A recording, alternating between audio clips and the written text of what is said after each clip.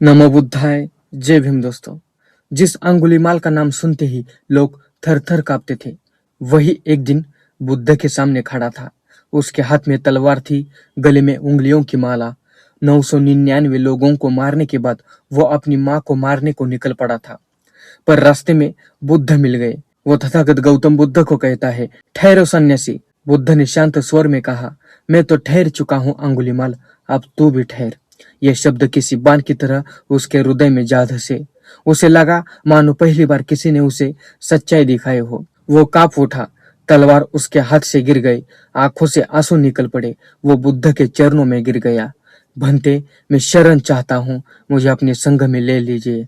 बुद्ध ने बस दो शब्द कहे, यही भिक्खु, आओ भिक्षु। और उसी क्षण डाकू अंगुलीमाल भिक्षु अंगुलीमाल बन गया। पर भिक्षु बनते ही उसका जीवन आसान नहीं हुआ। जिन लोगों के लिए वो आतंक था, वे उसे भिक्षा के वस्त्र में देखकर भी चैन से नहीं बैठे। जब वो भिक्षा के लिए नगर जाता, लोग उसे पहचान लेते। वे चिल्लाते, ये वही हत्यारा है, मारो इसे, पत्थर मारो। बच्चे पत्थर फेंकते, युवक डंडे बरसाते, औरतें अपशब्द कहती। कभी उसका सिर फट जाता, कभी शरीर लहूलुहान हो जाता था। खून से सना हुआ वो किसी तरह बुद्ध के पास लौट आता। बुद्ध उसे देखकर कहते, धैर्य रखो अंगुलीमाल, ये तेरे कर्मों का फल है। अब भिक्षु होकर यही समाप्त हो जाएगा। अंगुलीमाल ने ये वचन सुने और मन में ठान लिया, अब चाहे कुछ भी हो, मैं हिंसा की ओर नहीं लौटूंगा।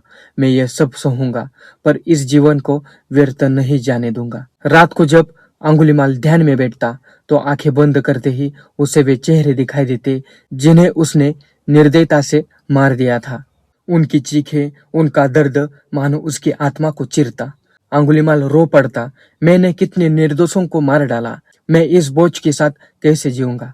बुद्ध कहते हैं, भूत को बदला नहीं जा सकता अंगुलीमाल, पर वर्तमान से भविष्य को अवश्य बदला जा सकता है। अभी जो रास्ते पर तुम चल रहे हो, उसी पर डट कर रहना, यही तुझे मुक्त करेगा। ये सुनकर अंगुलीमाल और गहन ध्यान करने लगा। दिन रात साधना ही उसका सहारा बना। एक दिन वो फिर भिक्षा के लिए नगर पहुंचा। भीड़ ने उसे घेर लिया। लोगों की आंखों में वर्षों का गुस्सा था। ये वही है जिसने हमारे भाई, पति, बेटों को मारा था। पत्थरों की बौछार शुरू हो गई। वे गिर पड़ा, पर चुपचाप रोता रहा। लोगों ने देखा, ये वही अंगुलीमाल है, पर अब ये तलवार नहीं उठाता, ये पलटवार जवाब नहीं देता, ये बस सहता है। धीरे धीरे उनके मन में भी बदलाव आने लगा। एक दिन की बात है, नगर में एक स्त्री प्रसव पीड़ा से तड़प रही थी। घंटों बीत गए, पर प्रसव नहीं हो पा रहा था। परिवारजन घबराए हुए थे। तभी किसी ने कहा, अगर अंगुलीमाल कोई आशीर्वचन दे दे, तो शायद ये पीड़ा दूर हो जाएगी।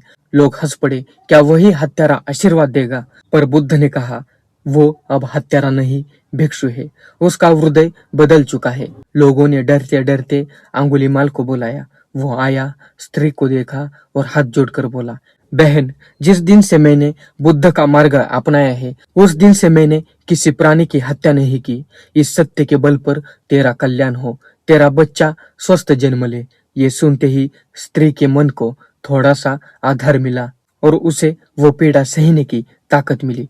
कुछ ही देर में प्रसव सहज हो गई। लोग हैरान रह गए। उन्होंने पहली बार अंगुलीमाल को एक संत के रूप में देखा। ये गाथा आज भी अंगुलीमाल परित्राण नाम से प्रसिद्ध है। धीरे धीरे अंगुलीमाल ने अपने भीतर कल्याण का सागर विकसित किया। वो जिसे देखता उसी के लिए दया से भर उठता था। वो सोचता, मैंने लोगों को कितनी पीड़ा दी, अब मेरा जीवन केवल उन्हें शांति देने के लिए है।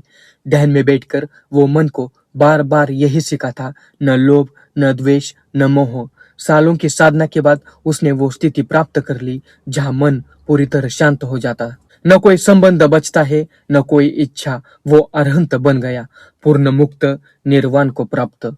फिर भी जब वो भिक्षा के लिए निकलता, कभी कभी लोग पुराने गुस्से से उसे मारते। उसका शरीर घायल हो जाता, पर अब उसके चेहरे पर मुस्कान रहती। ये चोटें मेरे पुराने कर्मों का हिसाब चुकता कर रही है। हर घाव मुझे हल्का बना रहे हैं। मैं मुक्त हो रहा हूँ। आखिरकार उसका जीवन शांति से समाप्त हुआ। उसने अंतिम निर्वाण पाया। बुद्ध ने कहा, पूर्व जन्म में, पूर्व जन्म यानी भिक्षु बनने का पहले का जीवन, यानी जो अंगुलीमाल था। पूर्व जन्म में अनगणित हत्याएं करने वाला यह अंगुलीमाल इस जीवन में ही मुक्त हुआ। ये दिखता है कि सच्चे परिवर्तन से सब संभव है। मित्रों, अंगुलीमाल की कहानी हमें ये सिखाती है कि कितना भी बड़ा अपराधी क्यों ना हो, सच्चे मन से बदले तो संत बन सकता है।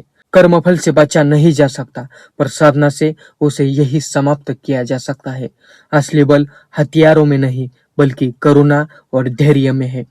मित्रों, वीडियो कैसा लगा कमेंट करके जरूर बताना। चैनल को अभी तक सब्सक्राइब नहीं किया है तो जरूर सब्सक्राइब करें। मित्रों, अगर आपको मेरा ये काम पसंद आ रहा हो तो ज्वाइन बटन और थैंक्स बटन के जरिए आप मेरे काम को सराह सकते हो। चलो मिलते अगले वीडियो में। जय भीम।